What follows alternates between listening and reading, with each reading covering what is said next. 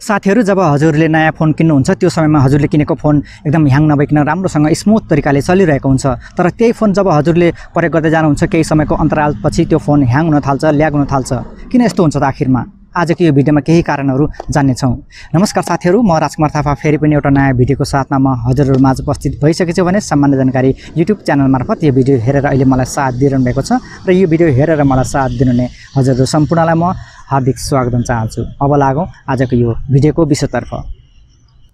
साथीहरु हामीहरुले प्रयोग गर्ने स्मार्टफोन ह्याङ हुनुको कारणमध्ये पहिलो कारण रहेको छ हामीहरुले आफ्नो स्मार्टफोनमा जथाभावीका एप्लिकेसनहरु राख्छौं जुन कि हामीहरुलाई काम नलाग्ने खालका पनि हुन्छन् यदि हामीहरुलाई काम लाग्ने खालका छैन भने ती एप्लिकेसनहरु अनइन्स्टल गर्नुपर्छ र अनि हाम्रो जुन स्मार्टफोनको स्टोरेज हो त्यसलाई सधैं खाली राख्ने कोसिस गर्नुपर्छ तब मात्र हाम्रो स्मार्टफोन ह्याङ हुनबाट हामीहरुले जोगाउन सक्छौं साथीहरु त्यसैगरी हामीहरुले प्रयोग गर्ने स्मार्टफोन ह्याङ हुनुको कारणमध्ये दोस्रो कारण हो अपडेट यो अपडेट चाहे त्यो एप्लिकेसनको होस् चाहे त्यो सफ्टवेयरको होस् अपडेट आउँदाखेरि कहिलेकाहीँ हाम्रो स्मार्टफोनहरु ह्याङ हुने गर्छन् र अपडेट आउनु राम्रो कुरा हो अपडेट गर्नु पनि राम्रो कुरा हो तर कहिलेकाहीँ ती अपडेटहरु हाम्रो स्मार्टफोनले सपोर्ट पनि नगर्न सक्छन् त्यसैले हाम्रो स्मार्टफोन ह्याङ हुन पनि सक्छ र त्यसैगरी स्मार्टफोन ह्याङ हुनुको कारणमध्ये अर्को कारण हो मेमोरी कार्ड यदि हजुरले आफ्नो स्मार्टफोनमा मेमोरी कार्ड प्रयोग गर्नुहुन्छ भने त्यो मेमोरी कार्डले पनि तपाईको स्मार्टफोन ह्याङ हुन सक्छ जस्तो कि यदि तपाईले प्रयोग गर्ने स्मार्टफोनमा मेमोरी कार्ड प्रयोग गर्नुभएको छ र हजुरले मेमोरी कार्डमा एप्लिकेसनहरु राखेर प्रयोगमा ल्याउँदै आउनु भएको छ भने यसले गर्दा पनि मेमोरी कार्डको कारणले गर्दा पनि हाम्रो स्मार्टफोन ह्याङ हुने गर्छ र यदि तपाईले मेमोरी कार्ड प्रयोग गर्नुहुन्छ भने कमसेकम पनि क्लास 10 अथवा क्लास 10 अथवा त्यो भन्दा माथिको मेमोरी कार्ड प्रयोगमा ल्याउनु होला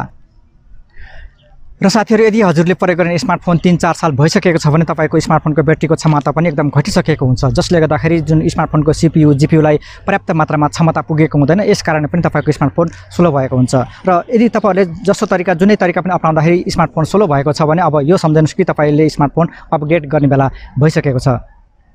साथीहरु यी थिए स्मार्टफोन किन स्लो हुन्छ भन्ने केही कारणहरुको भिडियो हजुरले आफ्नो अमूल्य समय निकालेर यो भिडियो यहाँसम्म हेर्दिनु भयो म हजुरप्रति आभारी छु भिडियो कस्तो लाग्यो भिडियो मन परे भिडियोको मुनि लाइक बटन कालो रहेको छ न्यानो स्पर्शका साथ निलो पार्दिनु होला र यो भिडियोको बारेमा हजुरको मनमा कुनै पनि सुझाव सल्लाह छन् अथवा मनमा कुनै पनि खुल्दुलो छन् भने कमेन्ट सेक्सनमा आफ्नो प्रतिक्रिया छोडेर जान पनि सक्नुहुन्छ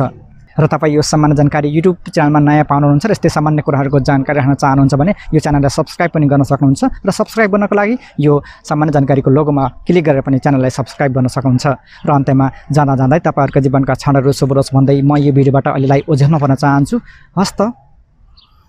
जय नेपाल।